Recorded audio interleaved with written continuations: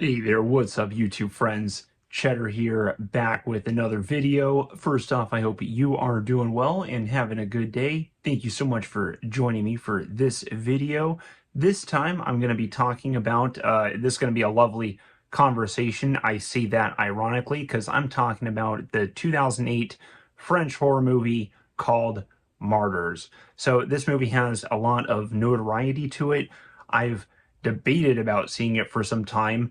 I remember I read the Wikipedia page a long time ago when I was just too scared to watch horror movies, and it seemed really scary. And I understood why it was held up there as one of the scariest movies, and why it had this notoriety to it. And I guess nowadays I'm a horror movie fan. That's horror movies and sci-fi are like my favorites to go see. So I saw Martyrs, and it was something else. This is hard to talk about if you haven't seen it. If you haven't seen this movie, I don't really recommend it, but at the same time, I think it's kind of an S tier movie because this movie, it feels like it transcends just watching a movie. It feels like you're getting an experience. That seems cliche or silly, to say. I know movies try to be an experience. This one is. This one truly is. It doesn't feel like you're watching a horror movie.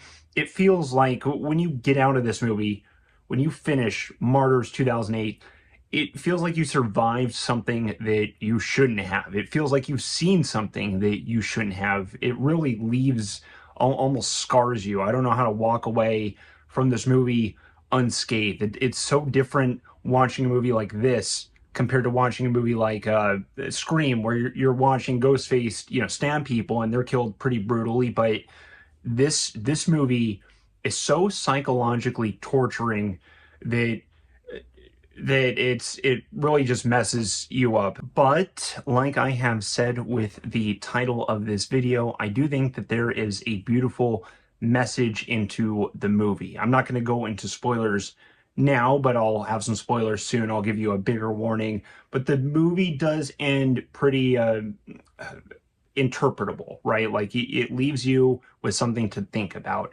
And uh, I have my own interpretation. I want to talk about that. And before I go into that, I will discuss what happens, in the movie.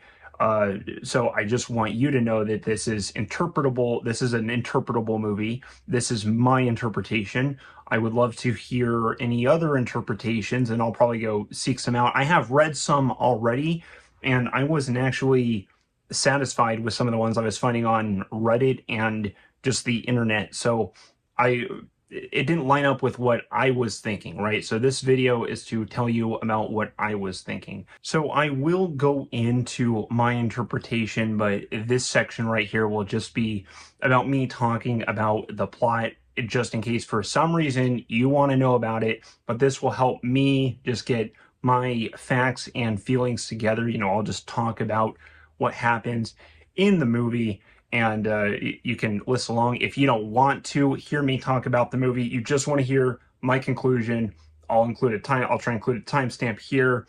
Part C, part 3, just skip ahead to that and you can hear my conclusion.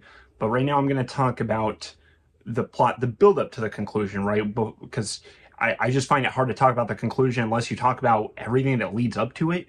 But basically, the movie is about a young girl named Lucy who is kidnapped, and the movie opens with Lucy escaping this facility. She's running for her life. It's obviously scary.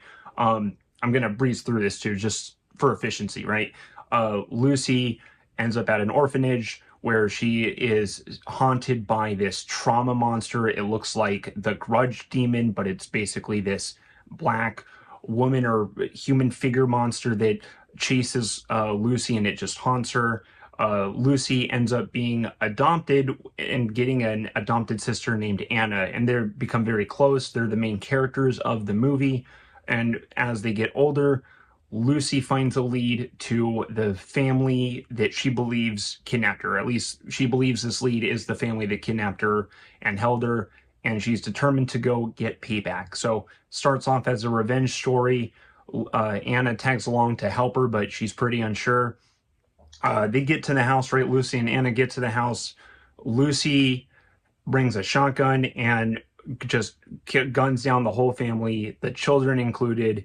It's pretty brutal, and the funny part is it's just the beginning. It doesn't even it basically sets the tone of what's about to happen. It's just a freaking taster, man. This movie is something else.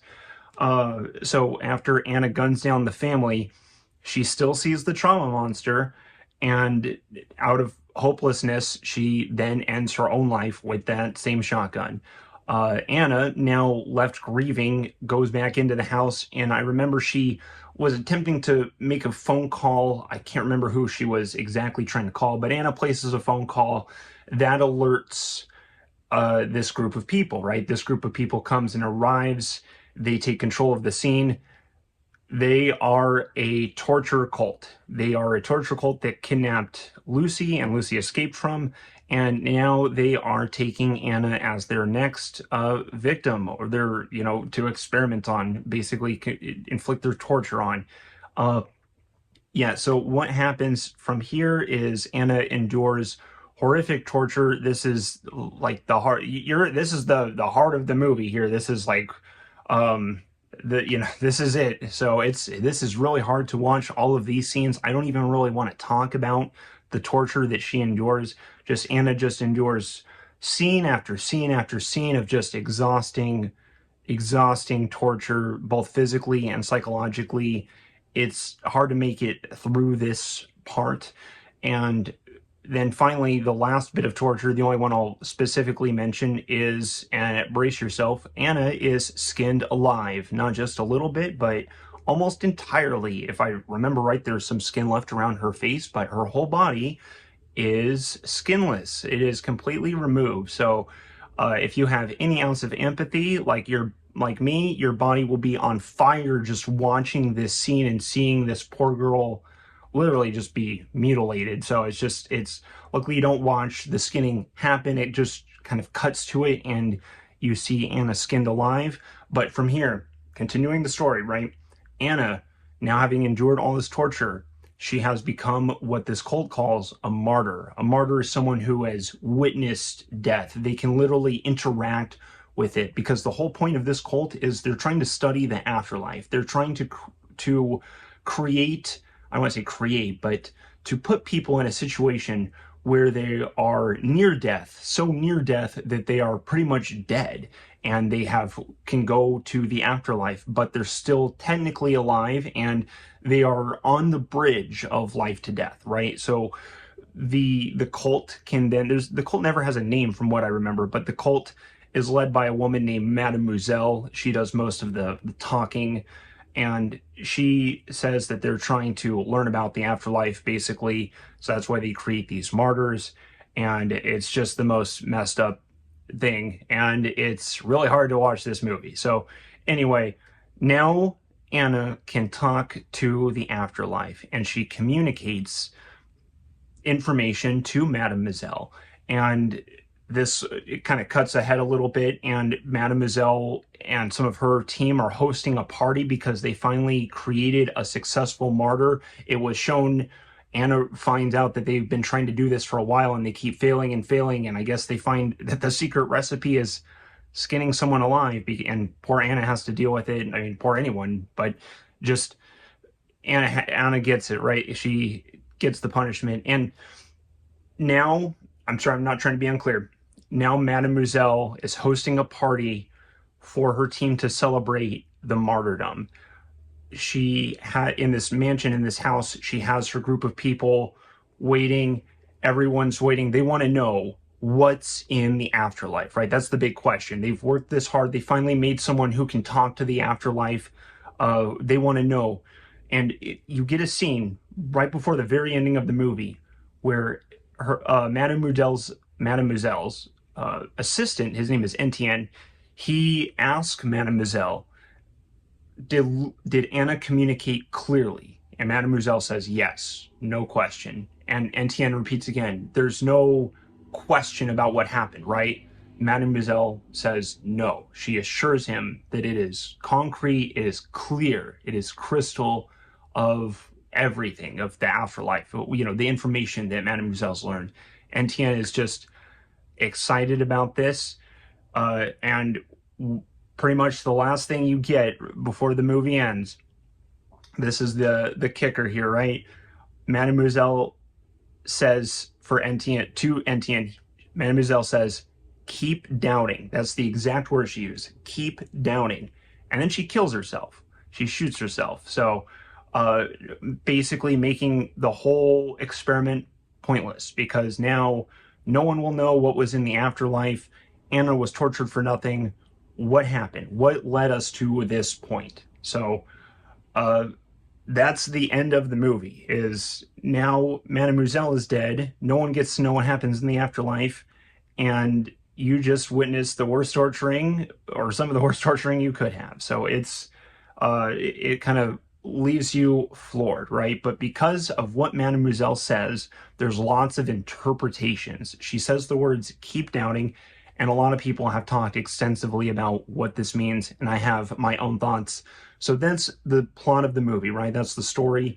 Now I can talk about my interpretation. So, okay, here we are, interpretation section. So, what do I think the beautiful message of Martyrs is, right? Because I put the title, The Beauty in Martyrs. I think the message is that evil will be punished. God or the afterlife, what have you, it will punish evil.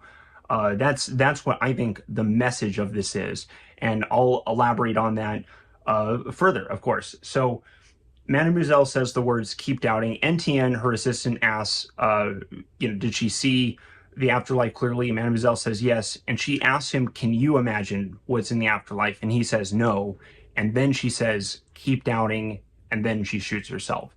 So what does that mean, keep doubting? I think that's what needs to be picked apart about. Now, normally the word doubt means to be skeptical, right? It means, you don't think so. You don't, it almost sounds like, with how she phrases it, it almost sounds like she's saying there is no afterlife, and to keep doubting in the afterlife and so on. It basically sounds like atheistic, right? Where she's saying there is no afterlife, it's all for naught.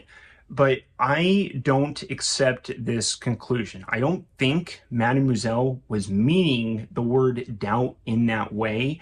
And I also think that if she just, I don't think she would have accepted Anna saying that there is no afterlife. This cult, and Mademoiselle has clearly experimented on, I don't know, tens of children, probably more. It's not clear on the number of victims, but there were clearly others, right? So they've tried this a few times, many times, and I don't think they would have just accepted Anna's non-answer if Anna just said, there is no afterlife and you've wasted your time. I think Mademoiselle would have just said that Anna's a failed experiment, and they would have tried again. Instead, Mademoiselle is so changed by what Anna tells her, right? And she tells Etienne, keep doubting. And when I hear doubting, after thinking about this, I think what she's basically saying is, you don't want to know what happens in the afterlife. You do not want to know what happens in the afterlife. That's how I hear her saying, keep doubting. Don't think about it. You don't want to know. And I feel like if I try to be factual about what happens, when I think it, playing into the just the whole world of the movie, I think Anna was tortured. Anna spoke to the afterlife, and she either spoke with God, or she spoke with the devil, or she spoke with both. And I think what happened is Anna learned that Mademoiselle and her whole cult was going to be punished probably worse than she did, right? I feel like Anna communicated to Mademoiselle that a fate worse than what Anna had to deal with, and Mademoiselle's only escape or sort of redemption that she could possibly do to save her soul from, like a worse fate than Anna, was to kill herself and not tell the other people about the afterlife. It had to be cut off there. So I think Mademoiselle killed herself out of fear, but also obligation. If she didn't kill herself, then something worse probably would have happened to her. She knows this because Anna crystal clearly communicated with the afterlife.